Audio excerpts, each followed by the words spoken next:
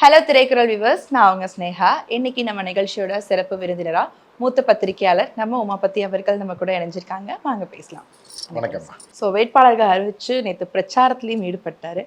But இத்தனை தொகுதிக்கு நான் பிரச்சாரம் பண்ணுவேன்னு சொல்லிட்டு இருந்த நிலையில வில்லிவாக்கம் நேற்று போகல, திடீர்னு கேன்சல் பண்ணிட்டு அகைன் போயிட்டாங்க. ஸோ அதுக்கு ஆதவர்ஜினார்கள் என்ன சொல்லியிருக்காங்கன்னா, இது மாதிரி கரூர் சம்பவம் அகைன் நடந்துடக்கூடாது அப்படின்றதுக்காக தான் தலைவர் போயிட்டாங்க அப்படின்னு.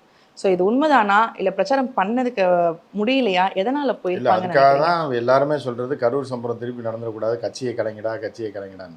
நீங்கள் கட்சியை கலைச்சாங்கன்னா இப்போ அந்த மாதிரி ஒரு சம்பவம் நடக்கிறதுக்கு இனி வாய்ப்பே கிடையாது. அதை செய்ய மாட்டாங்க. அதை செய்யாமல் திருப்பி திருப்பி கிளப்பிட்டு போகிறாங்க. இது எங்கே போய் முடிய போகுதுன்னு தெரில.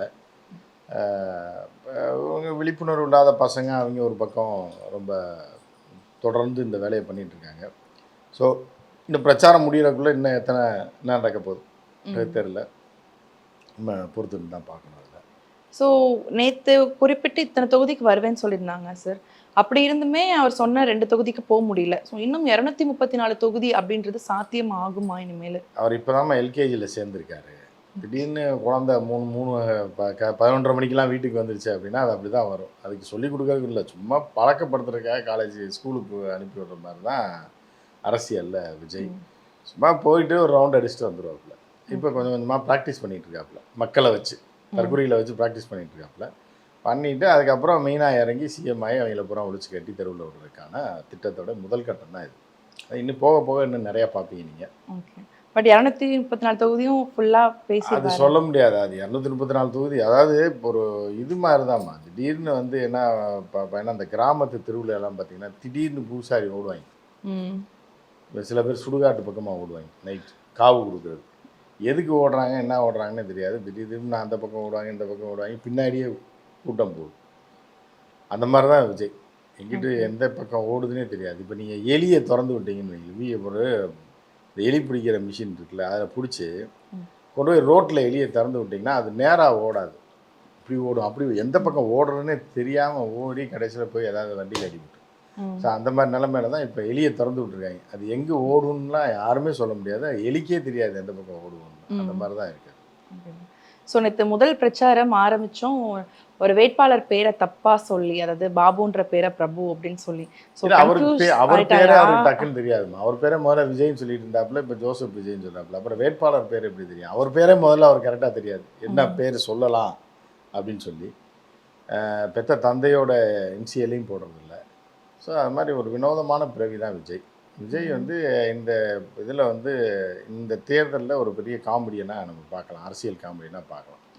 அது கூட ஆதவர்ஜனா, கவுண்டமணி செந்தில் மாதிரி ஆதவர்ஜனா இருக்கிறதுனால ரொம்ப நல்ல காமெடியாக போகும். இன்னும் போக போக இன்னும் நிறைய உங்களுக்கு இன்ட்ரெஸ்டிங்கான விஷயங்கள்லாம் நடக்கும். Okay sir. ஸோ நீங்கள் சொன்ன மாதிரி தான் சார், இது வரைக்கும் விஜய் அப்படின்னு சொல்லிட்டு இருந்தாங்க. இப்போ பெரம்பூர் தொகுதி அண்ட் திருச்சி கிழக்கு அப்படின்னு அறிவிச்சதுக்கப்புறம் ஜோசப் விஜய் அப்படின்ற ஒரு பேர் சொன்னாங்க இல்லையா? ஸோ நிறைய பேர் என்ன சொல்கிறாங்க அப்படின்னா, கிறிஸ்டின் வாக்கு அதிகரிக்கிறதுக்காக இந்த ஒரு பேர் மென்ஷன் பண்ண மாதிரி சொல்லியிருக்காங்க. ஸோ இது உண்மைதானா? இல்லை, அதாவது அவங்க கட்சியில் என்ன சொல்லியிருக்காங்க, அல்லா பிச்சை வெர்சஸ் அப்படின்னு போடலான்னு இருக்காங்க ஜோசப் விஜய்னு. அல்லா பிச்சை பார் ஜோசப் விஜய்னு. அப்புறம் அங்கே முஸ்லீம் ஓட்டு கம்மியாக இருக்கனால அந்த அல்லா பிச்சை பேரை தூக்கிட்டாங்க. தூக்கிட்டு ஜோசப் விஜய் மட்டும் சேர்த்து போட்டிருக்காங்க இப்போதைக்கு. அப்புறம் அடுத்தடுத்து போகும்போது யார் ஜாஸ்தியாக இருக்காங்களோ, வேறு ஏதாவது ஜெயின மதம் இது மாதிரியான இதெல்லாம் இருந்ததுன்னா அங்கே மாற்றி போடுவாங்க. இப்போ அடுத்த எலெக்ஷன்லலாம் நின்னா அந்த மாதிரி தன்னுடைய அடையாளத்தையே மாற்றினா, ஆனால் அவங்க அப்பா பேரை மட்டும் இன்சியலாக போட மாட்டாங்க. அது எப்போவுமே அப்படி நிரந்தரமாக இருக்கும். ஆனால் இன்னும் அடுத்த வருங்காலத்தில் இப்போ சேர்க்கறதுக்கான வாய்ப்புகள் இருக்குது. ஓட்டுக்களை கருதி இப்போ சேர்க்கறதுக்கான வாய்ப்பு இருக்குது. இன்னும் வேறு பேர்லலாம் விஜய் அழைக்கப்படுவார் இன்னும் ஃப்யூச்சரில். ஓகே, அது மாதிரிலாம். ஸோ இவ்வளோ விஷயங்கள் போயிட்டு இருக்கும்போது நேற்று விஜய் அவர்களோட சொத்து மதிப்பு வெளியிட்டிருந்தாங்க இல்லையா சார்? ஸோ அசையும் சொத்து அசையா சொத்து இது ஒரு பக்கம் இருக்கட்டும், பட் இருந்தாலும் குடும்பத்தில் இருக்கிற எல்லாருக்குமே இவர் கடன் கொடுத்த மாதிரியான விஷயங்கள் வெளில வருது. ஸோ எதனால் கடன் கொடுத்து விஜய் குடும்பம் எல்லாருமே கடனாளிகள் அப்படின்னு போட்டிருந்தாங்க? அதாவது விஜய் ஒரு வினோத பிறவி. விஜய் மனுஷனே இல்லை. நீ அதுக்காக மனுஷனு இப்போ கேவலம் பண்ணி ஒரு தெய்வத்துக்கு நிகரான ஒரு ஆள். ஏன்னா ஏன் மனுஷனே இல்லைன்றதுன்னா, கட்டின பொண்டாட்டிக்கு கடன், அதாவது புருஷன் பொண்டாட்டி பல குடும்பங்களில் இப்போ ஒய்ஃப் ஒர்க் பண்ணுவாங்க. அப்போ அந்த காலத்துலலாம் பார்த்திங்கன்னா ஒய்ஃப் கவர்மெண்ட் ஸ்டாஃபாக இருப்பாங்க. அப்போ ஏதாவது வீடு கட்டுறதுக்கு ஏதாவது ஒரு தேவைக்கு ஹஸ்பண்ட் இப்போ பொண்டாட்டிகிட்ட காசு வாங்கல, அதை சொல்லி சண்டை போட்டு இருப்பாங்க. ஏதாவது பண்ணியிருப்பாங்க. அன்றைக்கி 50,000 வாங்கினேன், நீ தரவே இல்லை, 20,000 தான் கொடுத்த, இப்படிலாம் வரும். இது வந்து சராசரியாக வீட்டில் நடக்கிறது தான். ஆனால் இது வந்து அவசர தேவைக்கு அவசிய தேவைக்கு ஏதோ ஒன்று கொடுக்கலாம். ஏன்னா ஒரு புருஷன் வந்து பொண்டாட்டிக்கு பணத்தை கடனாக கொடுக்குறான்றதை நீங்கள் கேள்விப்பட்டிருக்கவே மாட்டீங்க. அதே மாதிரி பொண்டாட்டி வந்து புருஷனுக்கு கடன் கொடுக்குறதுன்றது நம்ம புருஷன் என்ன கடனாக எப்படி கொடுப்பாங்க? இது கேவலமாக இல்லையா? அது ஒன்று காசு கொடுக்க இல்லைன்னு சொல்லணும், இல்லைன்னா கொடுத்துட்டு பேசாமல் இருக்கணும், இல்லைன்னா நீ திருப்பி கொடுத்துருன்னு சொல்லுவாங்க. இப்போ நீங்கள் காசு தரேன், ஒரு ஹஸ்பண்ட் வேலை இல்லாமல் இருக்காங்கன்னு வச்சுக்கலேன், ஒய்ஃபை ஒர்க் பண்ணுறான்னா இந்த 20,000 இப்போ வேணும், இல்லை நான் கொடுக்குறேன், ஒழுங்காக திருப்பி செயின் அடகு வச்சுக்கோ, திருப்பி எனக்கு கொடுத்துரு, இப்படி சொல்கிறது நம்ம கேள்விப்படும். இது வந்து மினிமம். அது இது வந்து எப்படின்னா மிடில் கிளாஸுடைய ஒரு ஒரு அர்ஜென்சிக்காக இருக்கக்கூடிய தொகை. ஆனால் ஒருத்தன் கோடிக்கணக்கில் ஒரு பொண்டாட்டி கடன் எதுக்கு கொடுக்குறான்? அந்த அம்மா இதுக்கு வாங்குது. கோடிக்கணக்கில் அவன்கிட்ட வாங்கி என்ன பிஸ்னஸ் பண்ண போதா? பொண்ணுக்கெல்லாம் கடன் கொடுத்தேன்னு இருக்கா, எவ்வளோ ரூபா கொடுப்பாருங்க. ஒய்ஃபுன்றது விட்டுருங்க, அது இப்போ அது நல்லதா கெட்டதான்றதை விட்டுலாம். பெத்த பிள்ளைக்கு 4 லட்ச ரூபா அவன் கடனாக கொடுத்துருக்காங்க. எவ்வளோ கேவலமான ஒரு ஜென்மமாக இருக்காங்கன்னு பாருங்க. இது ஏன் எழுதி கொடுத்தா போய் அஃபிடவிட் போட சொல்லி அப்படின்ட்டு. பெத்த பையனுக்கு 8 லட்ச ரூபாய் 4 லட்ச ரூபாய் கடன் கொடுக்கும். ஆனால் இதை பார்த்தா அப்படின்னா சேஷன் நம்ம என்ன சொல்கிறேன்னா, அந்த அட்வான்ஸ் காசுலேருந்து ஒரு 4 லட்ச ரூபாய் உங்கள் அப்பா மூஞ்சியில் கொண்டு போய் வீசிப்பான்னு தான் நம்ம சொல்லுவோம். எடுத்துகிட்டு போய் மூஞ்சிலே அடிச்சிரு இந்த 4 லட்சத்தை. இதெல்லாம் கேவலமாக இல்லையா? புரியுது அவங்களுக்கு? உங்கள் அப்பாவாக இருக்கலாம், உங்கள் பெத்த அதோட முடிஞ்சு போச்சு. ஏன் எப்படி விஜய் வந்து அவங்க அப்பாவை வந்து பெற்றதோட கணக்கு முடிஞ்சு அவர் மனுஷனாவே மதிக்கிறது இல்லையா? அதே மாதிரி நீ ஏன் மதிக்கிற உங்கள் அப்பனை? இப்படி ஒரு கேடு கேட்ட அப்பனை நான் பார்த்ததே கிடையாது. நீ 4 லட்ச ரூபாய் என்கிட்ட அட்வான்ஸ், அடுத்த படத்துக்கு கூட அட்வான்ஸ் வாங்கி கொண்டு உங்கள் அப்பா மூஞ்சில் இருந்தேன்னா தான் நீ மனுஷன். அப்படி தான் நம்ம சேஷன் சஞ்சயை சொல்லணும்.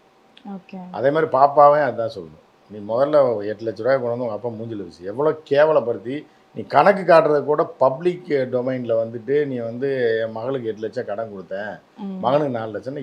அதாவது ஒரு கேடு கெட்ட ஒரு ரொம்ப மோசமானவங்க கூட இப்படி பண்ண மாட்டான். கேடு கெட்ட கஞ்சன் பிச்சைக்காரன் கூட இப்படி பண்ண மாட்டான். தன்னோட மகளுக்கு கடன் கொடுத்ததா ஒரு அப்பாவுக்கு மனசே வராது. ஒரு பொண்ணு நம்ம பெத்த பிள்ளை அப்படின்னா அதை வந்து தாய்க்கு நிகராக ஒரு தந்தை வந்து ஒரு பொண்ணை பார்ப்பாங்க. 90% நம்ம வேறு ஒரு 10% எரர் அது எல்லா இதுலேயும் இருக்கிறது. அப்படி வந்து பெத்த பிள்ளைக்கே வந்து 4 லட்ச ரூபா, அதுவும் 40 லட்சம் கொடுத்துருந்தா பரவாயில்ல, இல்லை 4 கோடி. அந்த பிள்ளை எதுக்கு இந்த ஆள்கிட்ட போய் வாங்கிச்சிருந்தா? அது போய் பேங்க்கில் இப்போ கேட்டிருந்தா ஸ்டடி லோன் கேட்டிருந்தாலும் 40 லட்சம் கூட கொடுத்துருப்பாங்க. ஸோ அப்போ வந்து என்னன்னா விஜய் வந்து என்ன மனநிலையில் இருக்காப்புலன்றதே வந்து எவனுக்குமே தெரில. இந்த தற்குறிகள் அதையும் தாண்டி போய் பின்னாடி ஓடுறான். ஏன்னா இவங்களை எந்த கணக்கில் சேர்க்கறது, இவங்கெல்லாம் எப்போ திருந்துவானா மாட்டானா அப்படின்ற ஒரு கேள்வி இருக்குது. புரியுதா உங்களுக்கு? ரொம்ப அசிங்கமான ஒரு அஃபிடவிட்னா இதுதான். இந்தியாவில் மிகப்பெரிய ஊழல்வாதிகள் இருந்திருக்காங்க, கிரிமினல்ஸ் இருந்திருக்காங்க. புரியுதா? இப்போ எம்பி எலெக்ஷனில் பார்த்தீங்கன்னா 38 பேர் கிரிமினல் வழக்கு தொடர்புடையவர்கள் போன எம்பி எலெக்ஷன். அதில் வந்து பார்த்தீங்க அப்படின்னா பிஜேபிக்காரனும் இருக்கான், காங்கிரஸ்காரனும் இருக்கான், ஆர்ஜேடிக்காரனும் எல்லோரும் இருக்காங்க. அவர்கள் கூட தான் பிள்ளைக்கு கடன் கொடுத்தேன், பொண்டாட்டி கடன் கொடுத்தேன், மாமனார் கடன் கொடுத்தேன், மச்சானுக்கு கடன் கொடுத்தேன்னு ஒருத்தர் கூட போடல இந்தியா லெவலில். ஸோ அப்போ எவ்வளோ ஒரு கேடுகட்ட ஜென்மன்றது கண் முன்னாடி தெரியுது. இது அந்த காலம்னா கூட பரவாயில்ல, பேப்பர் காலம் தெரியாது. சோசியல் மீடியா எல்லாத்தையும் டீட்டெயிலாக அடுத்த செகண்டே போடுறாங்க. இப்படி இருந்தும் பின்னாடி போகிறாங்க. அப்படிங்கும்போது அந்த குரூப்பை நினச்சி ரொம்ப கேவலமாக இருக்கும். ஏன்னா இது என்ன சொல்கிறதுனே தெரில. இது போக இவர் சொத்து கணக்கு எல்லாத்தையும் இவர் அங்கே வச்சுருக்காராம், ரியல் எஸ்டேட் பண்ணுறாராம். சரி, அதெல்லாம் பிரச்சனை இல்லை, அது உழைப்பு. நீங்கள் என்ன வேணாலும் பண்ணுறது. தொழில் பண்ணுறது பிரச்சனை இல்லை, தொழில் பண்ணலாம், சொத்து வாங்கலாம். ஏன்னா நம்ம சம்பாதிக்கணும், நமக்கு வருது, அது பண்ணலாம். ஆனால் அந்த கணக்கை கூட அம்மாவுக்கு கடன் கொடுத்துருக்கேன்.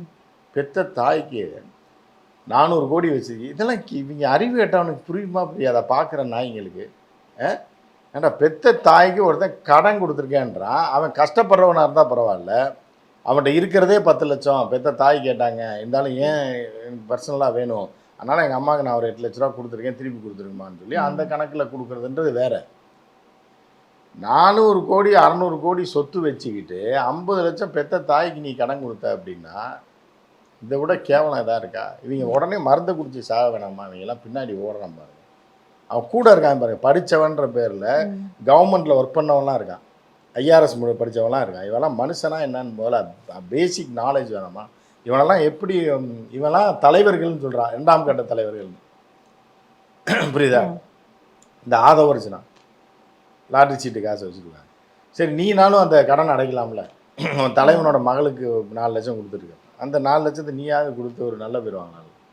ஸோ ரொம்ப மோசமான கூட்டமா இது. ஆகப்பெரும் டுபாக்கூர் கூட்டம்னா இந்த உலகத்திலே இந்த கூட்டம் தான். இந்த சைக்கோ கூட்டம் தான் இருக்குது. இந்த மாதிரிலாம் யாருமே இது வரைக்கும் தன்னுடைய சொத்து கணக்கை காமிச்சதே கிடையாது எம்எல்ஏ எலெக்ஷனில். ஓகே. இப்படி காசு இல்லைன்னா கூட பரவாயில்ல. ம். விஜய்க்கு சொத்து 20 லட்சம், அவங்க அம்மாவுக்கு 8 லட்சம் கடன் ம். அப்படின்னா பரவாயில்ல.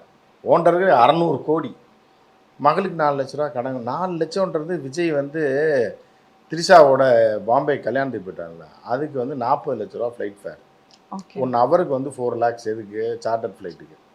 1 ஹவர் நீ பறந்த காசை உன் பிள்ளைக்கு கொடுத்துட்டு அதை கடன்னு சொன்னேன்னா எப்படி இது பண்ண முடியும்? ஓகே.